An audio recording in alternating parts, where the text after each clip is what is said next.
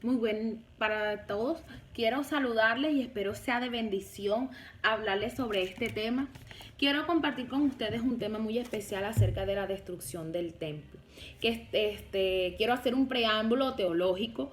Cuando hablamos de la destrucción del templo, es el lugar que el tabernáculo, la representación de los judíos, del pueblo de Israel, en la cual ellos era su lugar de encuentro, era la representación para ellos de la presencia de Dios, que ahí estaba la presencia de Dios, era su lugar de encuentro, donde ellos quemaban su incienso, se purificaban, era su punto de encuentro. Ese templo era algo sagrado para ellos. Sabemos y conocemos la historia y por ende entendemos de que para ellos ese tipo de cosas son muy sagradas. De hecho, ellos no reconocieron al Señor Jesús cuando estuvo en la tierra. De hecho, ellos están esperando al Mesías. Quiero hablar un poco de lo que dice Mateo 24 sobre la destrucción del templo, que también está registrado en Marcos 13 del 1 al 2 y Lucas 21 del 5 al 6. Y dice lo siguiente: cuando Jesús salió del templo y se iba, se acercaron sus discípulos para mostrarle los edificios del templo. Respondiendo, él les dijo: ¿veis todo esto? De cierto os digo que no quedará aquí piedra sobre piedra que no sea derribada. Básicamente aquí vemos que el Señor Jesús con sus discípulos les desató una profecía. Y era que el templo en 3 días iba a ser caído, pero en 3 días iba a ser reconstruido.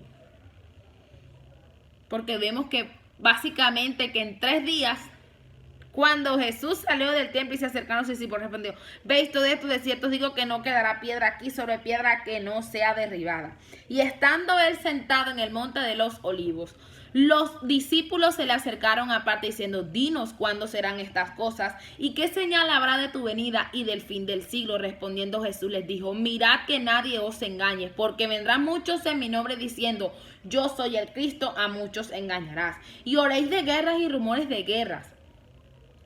Mirad que no os turbéis, porque es necesario que todo esto acontezca, pero aún no es el fin. Porque se levantará nación contra nación, nación y reino contra reino, y habrá pestes y hambres y terremotos y diferentes lugares. Y en todo esto será principio de dolores. Entonces entregará tribulaciones y os matará y seréis aborrecidos de toda la gente por causa de mi nombre.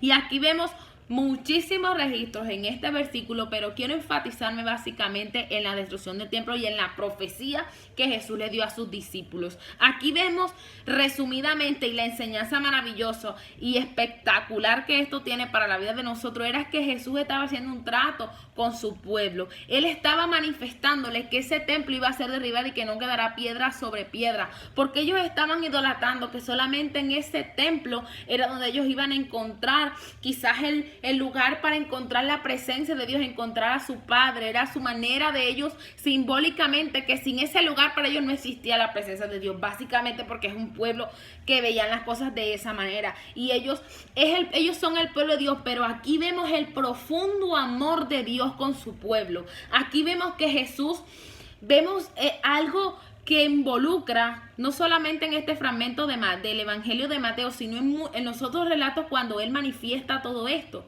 Y básicamente aquí vemos algo poderoso. ¿Y sabe qué es?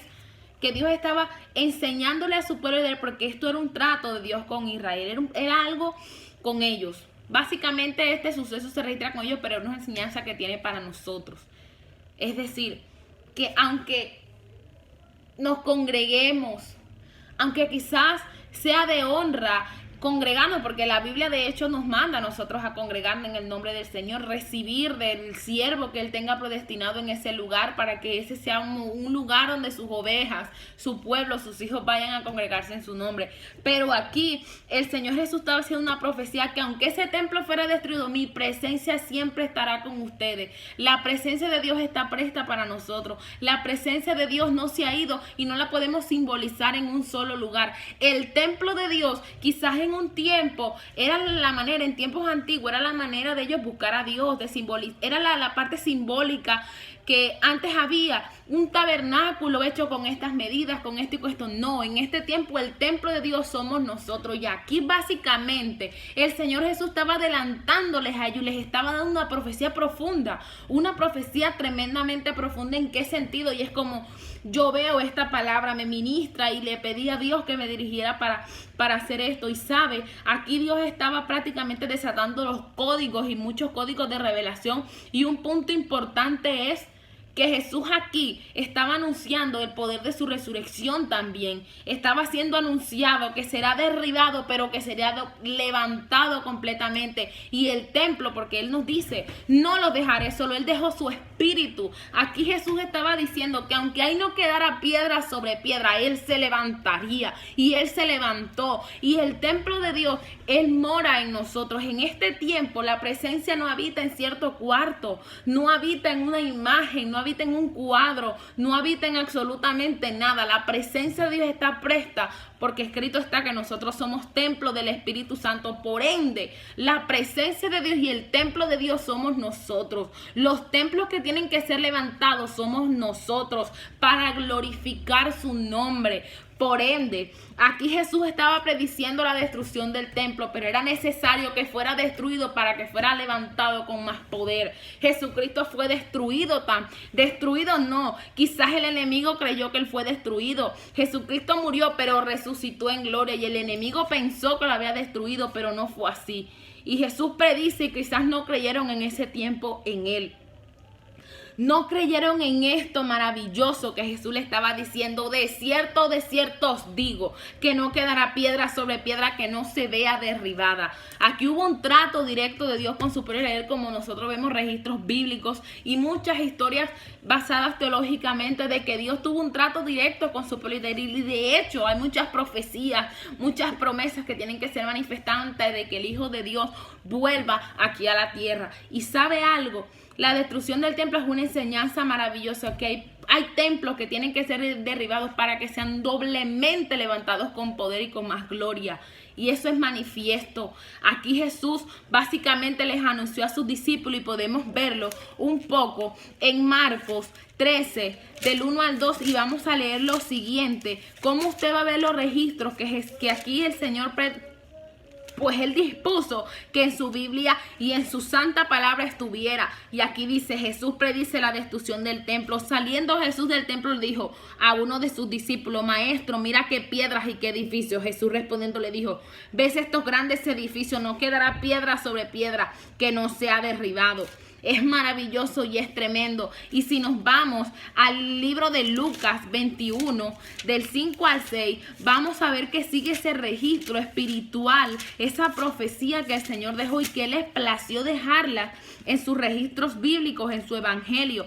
Y dice en Mateo 21:5, Jesús predice la destrucción del templo. Y unos que hablaban de que el templo estaba adornado de hermosas piedras y ofrendas votivas, dijo: en cuanto a estas cosas que veis, días vendrán en que no quedará piedra sobre piedra que no sea destruida.